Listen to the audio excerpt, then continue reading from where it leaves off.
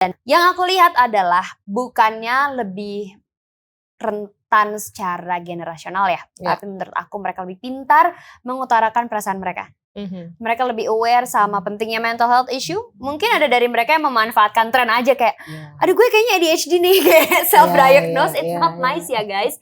Tapi look at the bright side. You guys udah tahu kalian ngerasain apa. You guys juga bukan jadi generasi yang harus menutupi karena takut dibilang jelek sama masyarakat gitu. Justru mereka adalah generasi yang hebat, bisa aku bilang. Kita adalah generasi yang hebat, bisa merecognize apa yang kita rasa, address apa yang kita rasa, dan identifikasi apa yang kita rasa. Menjadi muda adalah kekuatan yang jangan disia-siakan. Mengisi hidup dengan prestasi dan memori. Walau mungkin pasti akan belajar arti patah hati. Namun jangan berhenti. Taklukkan lukamu dan berlari. Saya Sheryl Hatumesen bersama Mutiara Aska. Yuk kita dengar Sahabat Bicara. Mutiara Aska, selamat datang di Sahabat Bicara. Halo Sahabat Bicara, halo Kak Sheryl, thank you for having me. Aku pertama kali kenal dia datang ke tempat aku bekerja. Terus pada saat itu sebenarnya dia tuh kayak ikut satu, I don't know itu what is called ya? It's a class. It's a class, ya, it's an announcer class, ya kan. Terus kan dia siaran gitu di depan aku ya, terus aku bisik-bisik, yang ini kayak udah ada basic siaran nih. Yang ini tuh kayak bagus, bukan ikut kelas lagi, ini kayak udah harus siaran beneran. Gitu. Makasih lah. Tapi kan oke, ini aku taunya kamu ya. Kamu tuh ikut banyak banget talent show. Ya lumayan lah. In a way. Kenapa kamu nggak pernah menyerah dalam si talent show ini, dalam bidang seni ini? Apa yang bikin kamu bertahan sampai sekarang? Oke, jadi pertama aku tuh memang orang tua aku sebenarnya ada darah seninya Kak. Jadi my mom was in a choir when she was in college. Dia di Unpad. Dulu paduan suara Unpad yang sampai ke TV segala macam itu. Terus my dad itu memang dulu main teater wayang orang. Your dad main teater wayang orang. Iya, sekarang orang ekonomi gak nyambung kan. Tapi ya begitulah. Jadi memang selalu ada interest itulah di mereka gitu. Terus waktu ngampus juga papaku ngamen. Oh iya? Ngamen, kayak ngamen di Bandung, kayak emang iseng aja gitu pengen ngamen. Dan itu semua otodidak belajar sendiri. Oke. Jadi kebawa lah ketika punya anak, setiap pulang kantor itu aku diajak main keyboard, dinyanyiin. Kalau aku gak mendapat sesi itu aku gak mau tidur.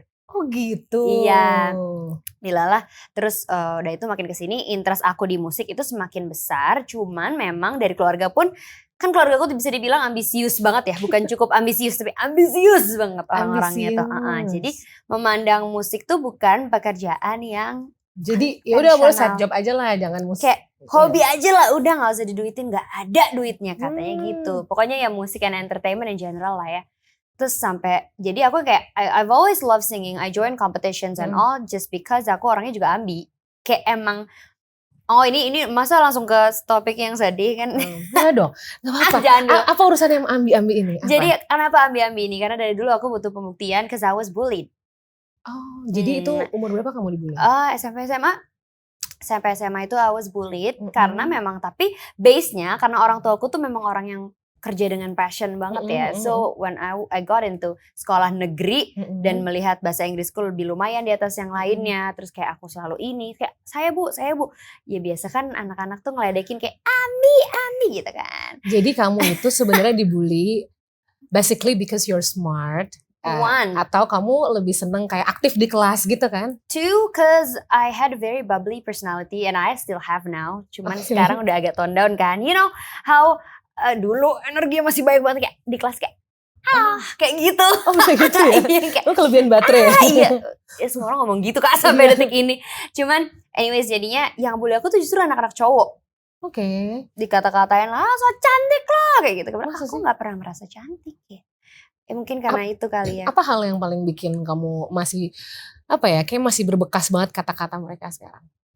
Ya pokoknya aku dikatain hepeng for some reason. Hepeng. Padahal aku lagi gak kayak jawab pertanyaan guru gitu loh. Dan memang bisa dibilang aku kinda teacher's pet lah. Apalagi di pelajaran bahasa Inggris tuh aku bisa kan.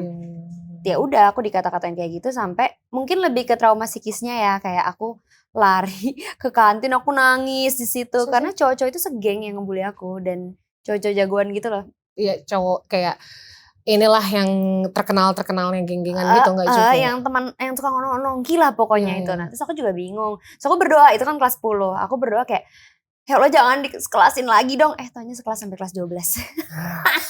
Nightmare. Tapi mungkin karena itu aku selain aku ambisius dan melihat keluargaku sangat high achiever, so aku merasa gak nyaman di sekolah, aku cari ajang di luar. Waktu dari SMA tuh aku sudah ikut Duta M3, waktu itu boleh nyebut luar, sorry. Duta satu provider di Indonesia. Silakan M3 masuk gak boleh tap in. Iya, Duta M3 itu waktu itu aku masuk maju sampai nasional. Oh gitu, itu Duta M3 tuh nyanyi atau apa sih? Kayak so it is like a public speaking pageant lah. Pageant, oke. Mewakili kota, lalu provinsi, dan akhirnya ke nasional aku maju. Aku gak disebutin secara official, tapi I got into like top 5 candidate of being the national queen, tapi aku nggak jadi sama. Ya udah, mungkin kalau pecicilan ya nggak ada wibawanya mungkin waktu itu. Udah. Terus aku sampai ikut student exchange, bukan student exchange, like language program ke US. Padahal aku belum bisa banget bahasa Inggris, aku literally 2 minggu homestay itu aku diem, cuma kayak, do you want cheesecake? Yes, cuma gitu doang. Terus apa ya? Iya pokoknya join banyak sih dari SMP, aku pramuka segala macam. Jadi kamu aktif banget lah. Aku nyarilah keluar karena itu. Mungkin aku gak ngerasa belong di sekolah. Walaupun kelas 2, kelas 3 SMA tuh aku udah ada teman-teman segeng yang emang nyambung sama aku. But still, I didn't feel like I fit in there. And if you were to ask me like if I miss high school, I don't. Oh yeah? I miss the friends, yes, but I don't miss the high school in general.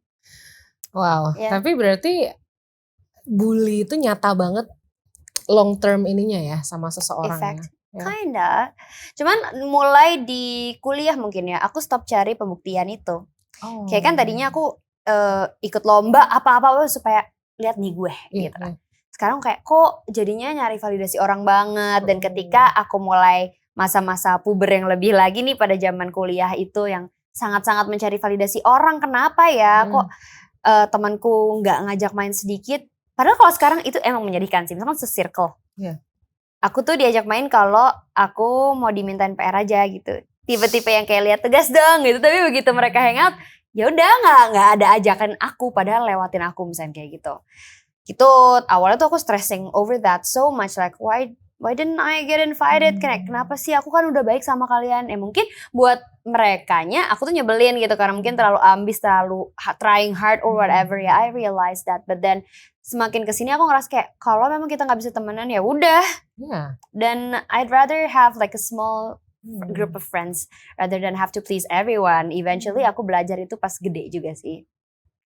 Itu. Tapi kamu pernah ada satu momen dimana kamu kayak, kenapa sih gue nggak pernah fit in di teman-teman dari zaman SMA aku dibully misalnya, di zaman kuliah, they don't wanna become a best friend with me atau become kayak satu geng gitu, kayak aku cuma dimanfaatin aja. Itu pernah kepikiran kayak capek banget deh gitu. Aku pernah ngerasa maybe I am hard to love. Cause I'm hard to love. Rose ya. Iya kayak itu sempat ngerasa juga karena di percintaan pun aku tidak beruntung pada saat itu. Yang kayak aku tuh selalu kayak ngejar cowoknya gitu loh. Tipe-tipe yang kayak karena orang high achiever kali ya. Jadi kayak gue mau loh, gue yang bikin lo impress. Padahal harusnya chill aja gitu ya. Percintaan tuh gak bisa disamain sama mata pelajaran gitu. Nah pada saat itu pun ya di this best friend thing gak semuanya mau keep up sama aku gitu. Terus pernah dibilang juga disebarin lah beberapa rumor apa ya, aku nggak inget apa, cuman dia bilang ke semua orang kayak iya Aska tuh orangnya ngerasa disukain semua orang ya kayak gitu. Ada aku mendengar lah yang kayak gitu-gitu ya, orangnya baik-baik aja sekarang sama aku, kita nggak terlalu dekat lagi tapi ya just so you know I know about that. Itu terus aku sempat berpikir ya orang kayak aku emang itu ya sulit dicintai ya, jadi memang aku yang harus ekstra bekerja keras untuk dicintai. Terus later in my life I realize like nggak perlu ada kerja keras itu untuk disukai dicintai, cause like aku tahu aku orangnya seperti ini, aku orangnya ambisius, dan ketika aku ke komunitas teater, drama musikal, itu akhirnya aku menemukan tempatku di sini loh. Karena semua orangnya senang untuk I'm not bad, I'm just different. Dan aku bukan orang yang buruk, aku bukan individu yang patut dijauhin. Aku cuma belum ketemu yang sefrekuensi aja. Dan later in my life, I realized, ketika kita membuka diri sama orang-orang yang sefrekuensi, kita cari ajang, makanya kenapa banyak banget aku ikutin. Kita cari komunitas, nah disitulah aku ngerasa, aku bilangnya di sini loh, gak mesti bilang di mana-mana lagi, yang penting ada segelintir komunitas kecil yang menerima aku. Oke, that's why aku lihat kamu tuh kayak Energizer Bunny gitu ya, gak bisa diem, bundle of sini, sunshine. kesitu. Ya, tapi I'm so sorry about the bully story ya. Tapi itu menjadi malah it's good. Itu menjadi pondasi seorang Mutiara Aska yang sekarang kan. Yeah, and in a way aku speaking it up terus-terusan kan aku bicara tentang bullying lewat lagu-lagu, lewat konten rap yang aku buat sampai dinotis sama UNICEF. Oh ya? Awal pertama aku dinotis UNICEF adalah karena aku bikin rap tentang mental health. Ya in a way nyambung lah ya, bullying, mental health gitu. Aku bikin rap, mereka notice and they want me to become speaker buat IG live-nya. Awal dari situ dulu. Sampai sekarang kita masih bekerja sama berkelanjutan untuk aku menyuarakan mental health yang mana issue. tuh rapnya? Tolong dong. Aduh lupa lagi. Aduh. Oh rapnya, rapnya lupa tapi lagunya kurang lebih I feel like running but my feet for stopping to move. Only and said I've got so many bruises. I think it's better if I got away. Kurang lebih kayak nyuarain kayak ya udahlah gue udah luka-lukanya gue pergi aja deh gitu. Itu kan it's a mental health song. But then in the rap verse aku ngerjain sama temenku waktu itu Julio, rap verse-nya tuh isinya ya pokoknya lo sama gue aja sini, gue gandeng tangan lo walaupun ini kerasa berat, kalau kita berdua bisa gitu. I see. Bikin konten-konten dengan kayak gitu dan ternyata impactnya yang aku gak nyangka followers aku suka dan dinotis sama lembaga besar di dunia yang for fun fact, aku tuh berdoa banget suatu hari pengen kerja sama UNICEF dari SMA. Masa sih? 10 tahun lalu. Dan baru kejadian 10 tahun kemudian aku dinotis. Itu namanya manifesting ya? Manifesting. Before it was cool. Iya. Tapi Aska, you have a very lovely family kan kayaknya ya. Dari keluarga yang sangat supportive kamu, yang juga ya provide you everything. Tapi ternyata di bagian lain di pertemanan adalah kerikil-kerikilnya gitu ya. Mungkin kalau misalnya ada yang denger, you know, he or she dia ngerasa kayak aku nih lagi kayak kamu banget Aska gitu loh. Aku nih lagi gila deh di sekolah tuh kayak setiap mau sekolah kayak mimpi buruk gitu. Bukan karena pelajarannya tapi karena mau ketemu sama teman-teman yang kayak bikin aku gak nyaman gitu. Kamu bakal ngomong apa? Oh susah lagi. Kayak maksudnya untuk di posisi itu susah. Ketika kita harus berhadapan sama bulinya kita setiap hari ya. Tapi mungkin bukan ngomong sih. Aku lebih ke akan menyarankan kamu ikut kegiatan lain. As in aku tahu betapa hellnya sekolah pada waktu itu aku sekolah dan it's inevitable that we are feeling down, we're feeling sad at school. Itu sesuatu yang seharusnya memang gak terjadi, but it happens. So I suggest you to look for other support system, kayak cari tempat les. Aku sih larinya waktu itu ke les nyanyi, ke kegiatan lain. And if you're not privileged enough misalkan untuk bayar les, akan ada kok suatu komunitas voluntary biasanya yang kayak ke kegiatan sosial. Aku punya komunitas permainan tradisional juga sama teman-temanku. Komunitas apa? Permainan tradisional. Kok lucu banget sih, apa namanya? Namanya TGR, Traditional Games Return. Oke. Bukan aku yang punya sih, aku brand ambassador lah in a way, and we're working close. Ya misalkan buka volunteering, aku dulu sering banget volunteering. Oh gitu. Volunteering dulu awalnya, volunteering buat waktu aku kuliah di Aus itu buat refugee, buat pop culture event kayak semacam Comic Con gitu-gitu supaya masuknya gratis gitu kan. Terus volunteering buat aku pernah jadi videografer hewan. Random kan hidupku. Iya. Videografer hewan ya. Hewan Hewannya shelter, apa tuh? anjing dan kucing. Waktu itu bikinin profilnya mereka gitu buat diadopsi. Jadi kayak go look for some place where you feel like you belong dan gak usah memaksakan kayak gak usah mengubah diri kamu untuk diterima di lingkungan itu kalau memang mereka gak mau terima kamu. Cause believe me, you are unique in your own way. And aku tahu di bully-bulinya kamu tuh pasti punya kebaikan yang orang terdekat kamu yang bisa lihat gitu. Dan kebaikan itu yang harus kamu embrace dan gak boleh kamu tutupin hanya karena orang lain gak suka sama kamu. Iya. Go girl, go boy, go day. Tapi sekarang pernah ketemu lagi gak sama yang pernah bully kamu? Lebih gak peduli sih. Tapi dia pernah kayak mungkin chat you somewhere di Facebook atau DM di TikTok, Instagram gitu. enggak.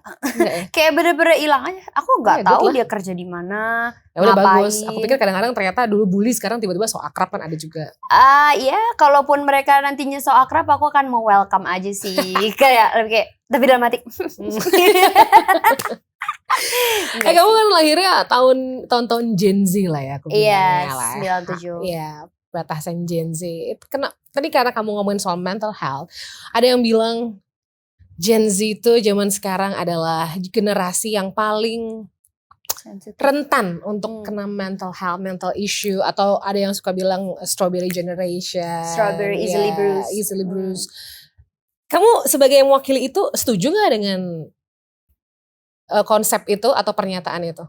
Pertama, Gen Z itu luas ya range-nya ya. Jadi Bener. Gen Z itu ada yang kebagi. Mungkin aku kan Gen Z yang banyak gaul sama milenial nih. Iya bener ya. Iya kan? Aku Kamu juga older than your age gitu iya, ya. aku Axel juga sekolahnya, lulus kuliahnya cepat 3,5 tahun. Jadi memang lebih cepet lah aku lingkungan kerja pun tereksposnya sama teman-temanku tuh bestie-bestie aku sekarang. Ada yang 40 tahun, 30 Kayak emang tahun. kamu tuh old soul. Kinda. I love old school song. Iya. Tapi ya anyways, aku juga bisa memposisikan diri dengan Gen Z yang bawah nih. Iya. Apalagi adikku tuh Gen Z bukan ya? Apa bawahnya Gen Z apa? Gen Alpha. Alpha. Adikku tuh Alpha. Terus main sama TGR ini, komunitas permain tradisional, banyak ketemu sama Gen Z. Oke. Mau gak mau aku harus berada di dua kaki itu. Yang aku lihat adalah bukannya lebih rentan secara generasional ya. Tapi menurut aku mereka lebih pintar mengutarakan perasaan mereka. Mereka lebih aware sama pentingnya mental health issue. Mungkin ada dari mereka yang memanfaatkan tren aja kayak, aduh gue kayaknya ADHD nih, kayak self-diagnose. It's not nice ya guys.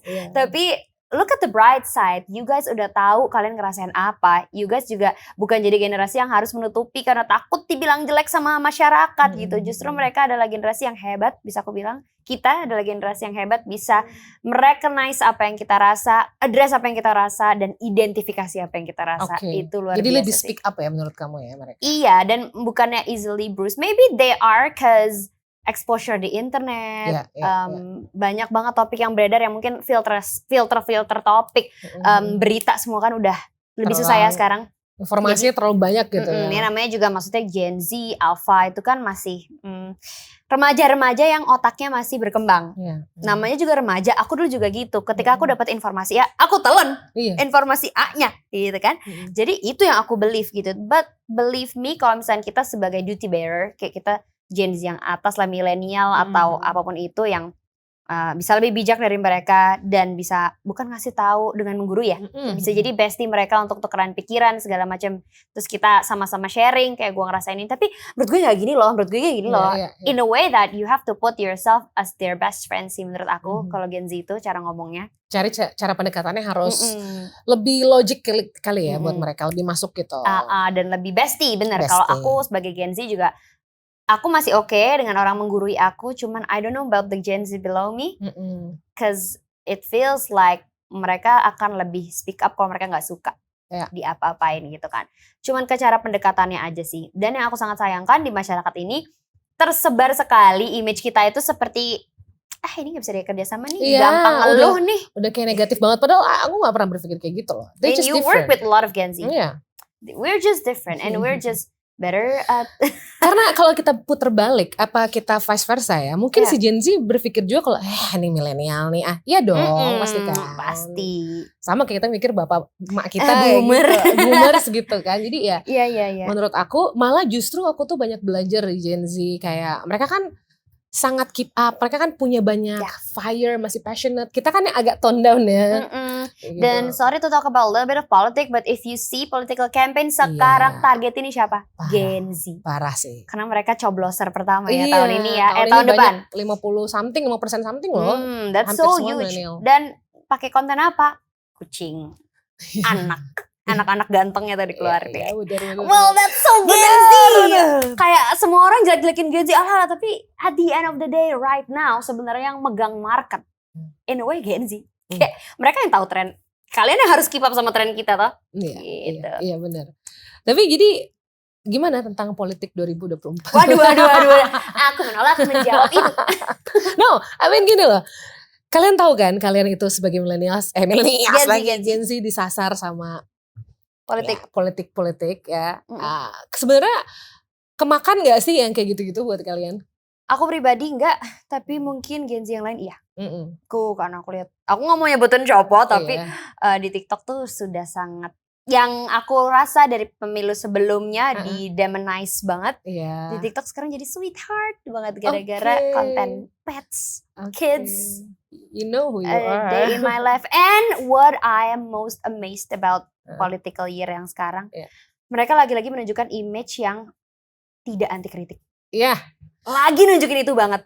Aku notice itu. Tapi berarti lumayan lah daripada dulu yang gontok-gontokan dan akhirnya kotak-kotak. Ya setidaknya gak panas-panas banget walaupun sometimes fake gitu kan. Makanya kan Gen Z kan. Yang disasar tuh bener-bener Gen Z. Udah kita mending saling respect aja. Karena semua generasi tuh ada flaws-nya pasti ya. Kayak ada sentimennya segala macam. And as long as we can communicate in a nice way and try to understand each other, I think it would work aja kok kita kerja antar generasi gitu. Tapi kan sekarang katanya Gen Z tuh apatis sama politik. Kamu one of them? Kalau ada, pertanyaan aku ganti. Kalau tiba-tiba ada nih satu partai politik, they are looking for a Gen Z ambassador atau yang penggerak influencer gitu ya. Kamu ngambil gak? I received offer loh. Oh ya? Actually I received real offers from PIP ya itu. Ada kali 3 kali masuk different ways. I refused. Kenapa? Nggak mau political. Karena aku, ya kalau aku pribadi ya bisa dibilang aku cukup speak up dengan isu-isu sosial. Kalau aku terasosiasi sama satu aja kegorengnya gimana tuh. Itu sih ya. Karena aku masih pengen secara objektif bisa mengutarakan pendapat aku secara sosial. Ya itulah. Apalah isu sosial yang lagi kamu ini banget, concern banget? Aku selalu concern sama mental health sama pelecehan juga. Ada satu kejadian pelecehan, not necessarily pelecehan kita sebutnya, dan dia pun mengaku itu salah satu penyanyi perempuan. I talk about this too. And I'm so sad lihat komen-komen yang di Instagram dia yang bahwa ada kata-kata yang mengatakan bahwa ya itu udah inilah kamu kan orang publik, itu udah well I think it's not. And I do think it's categorized in pelecehan because like it's still consensual ya. And ya ada kan orang kayak itu, kamu namanya juga penyanyi, wajar dong dipegang-pegang. Nggak wajar sih. So sorry, not sorry, but like it's not the way things work here. And bayangin aja kalau kamu di sepatunya si penyanyi itu deh, kayak you have to go through series, capek banget. Dan sebagai entertainer tuh susah loh menjaga mood sebenarnya ya. Tapi kita tetap harus bisa gitu. Ibaratnya lagi capek banget, lagi ya ibaratnya pengen marah, nggak tahu ada kejadian apa di belakangnya, terus lo gitu, terus dipegang-pegang tanpa konsen. It's not nice guys. Bener sih ya. Jadi intinya adalah aku suka apa yang dibilang sama penyanyi itu, bahwa ya kalau mau megang aku harus dengan konsen. Dan kita juga kayaknya kan udah 2023 harus udah belajar bahwa masa sih se-ngefans itu harus megang bagian yang aneh-aneh ya kan. Bener. Kayak zaman dulu aja kalau ngefans nyakar loh. Sekarang aku lihat konten-konten kamu ini ya.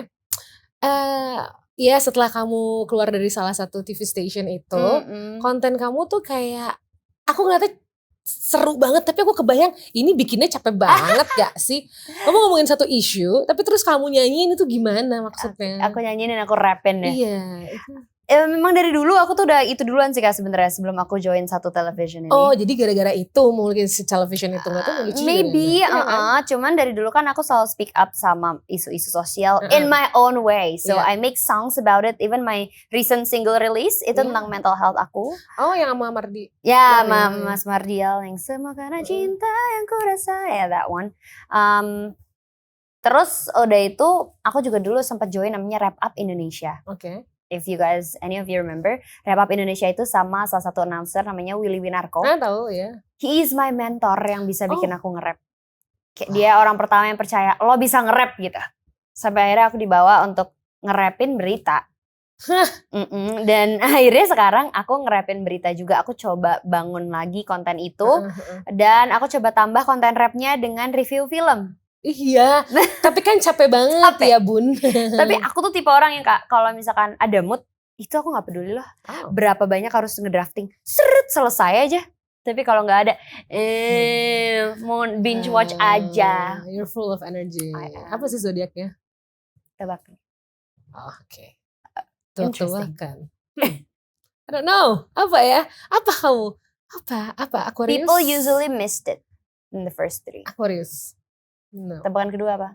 Oke, aku tebak ya. Ada 3 ya. Oke, Aquarius. It's not the Gemini. Oke lah. Gemini. Oh no. Apa yang terakhir ya? Pisces. Aquarius, Gemini, Pisces. Oh no, Scorpio. Aquarius, Gemini, Scorpio. Iya. Tetot. Oke, Cancer. Ya.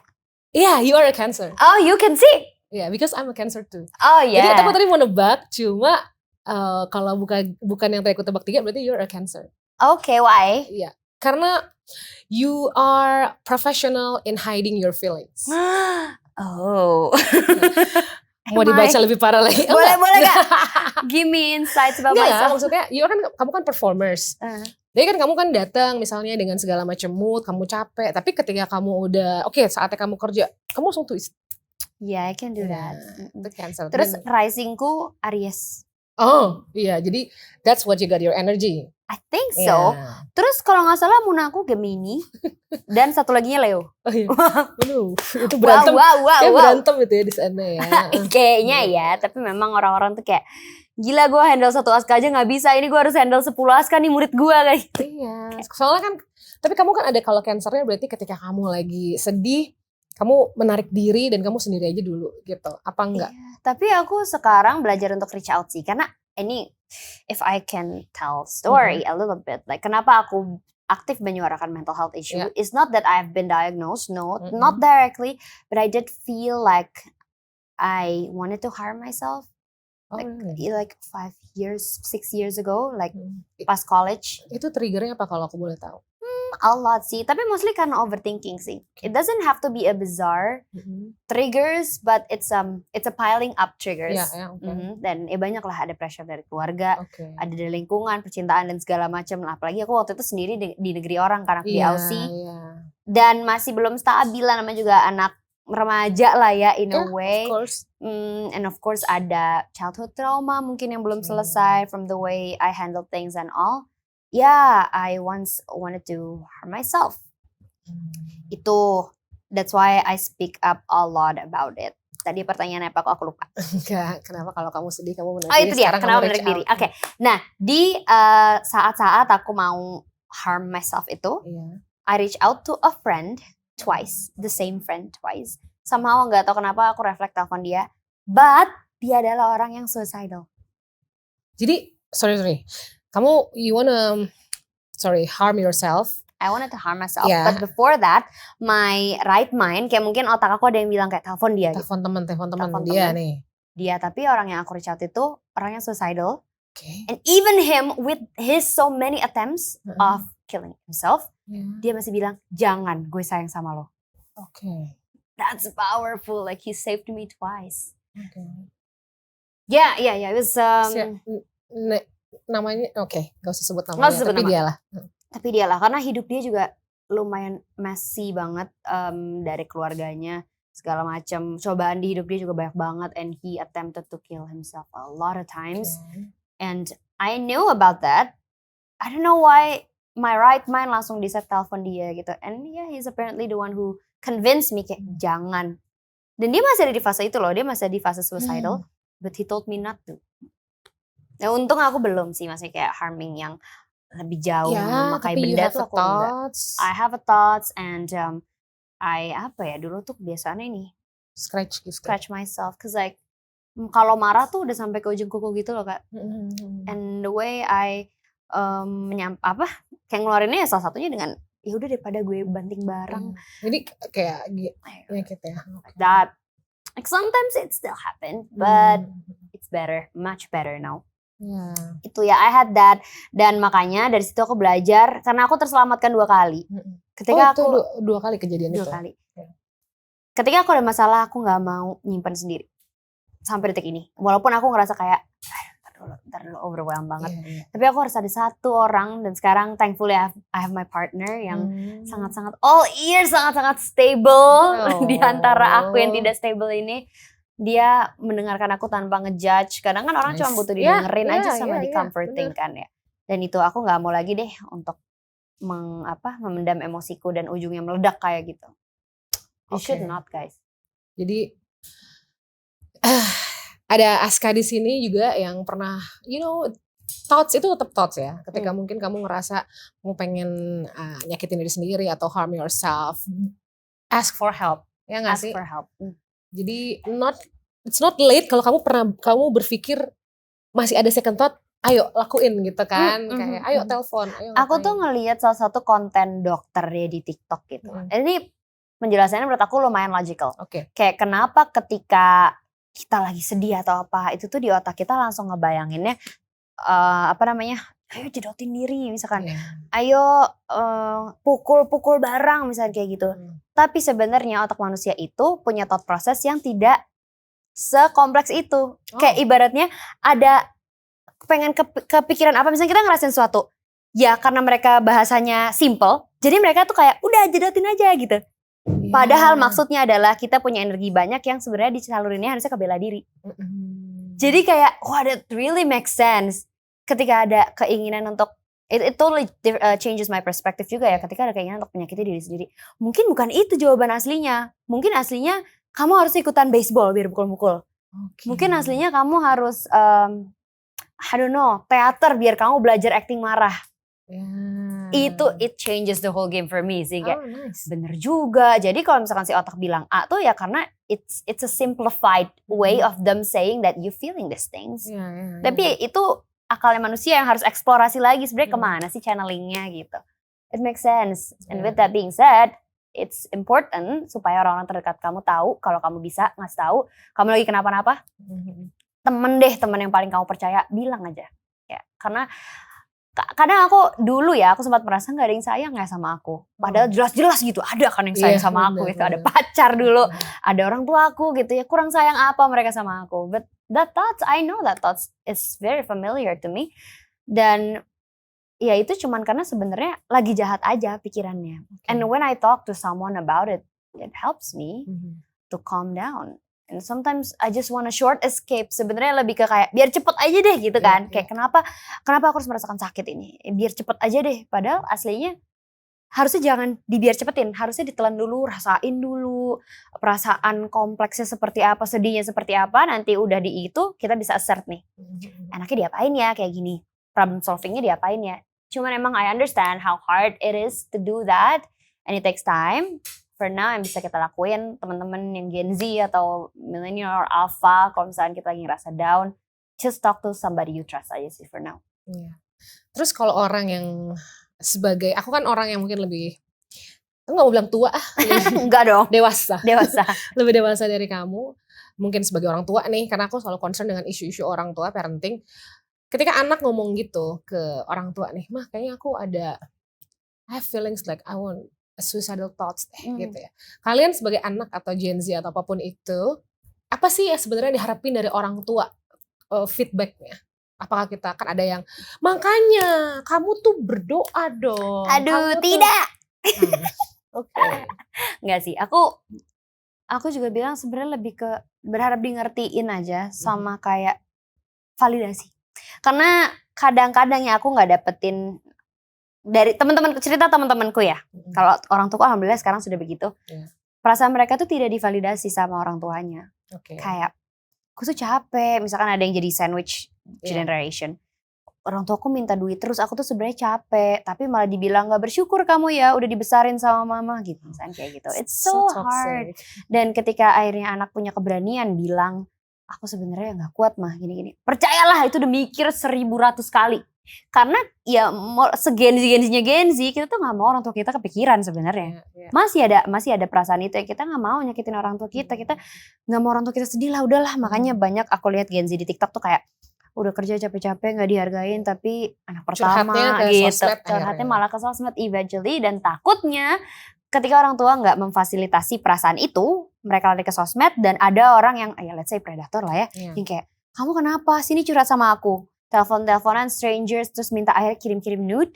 It can happen so easily because they're at their very fragile state and they don't get accommodated by the persons yang ada di lingkar satunya mereka. So just validate their feelings, comfort them, and don't judge. Itu sih menurutku. Nice, wow. Semoga ini banyak orang tua yang mendengar. I mean, ini disebutin sama anak dari generasi ini juga, karena aku juga selalu belajar. Karena kadang-kadang aku mikir sebagai orang tua, kadang kita merasa anak itu harus, sesuai Ngikutin. dengan apa yang kita mau kan. Tapi ya tuh kita harus cepat-cepat switch gitu loh. Iya betul. Ya kan, karena cara parenting zaman dulu, zaman aku dan zaman kita sekarang kayaknya udah harus berubah. Betul. Ya gak sih? Sebelum kamu pulang, karena dia orang sibuk guys. Ya Allah, amin. You know what? Do something. Rap about something. Say something. Buat orang-orang yang mungkin lagi, they have a hard days. Hard days. Yeah. Maybe my new single. Ya, boleh dong. Okay. You have guitar? No, you don't. Gak ada lagi.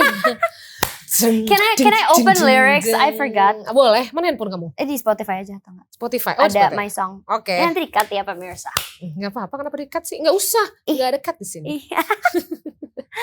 Aduh.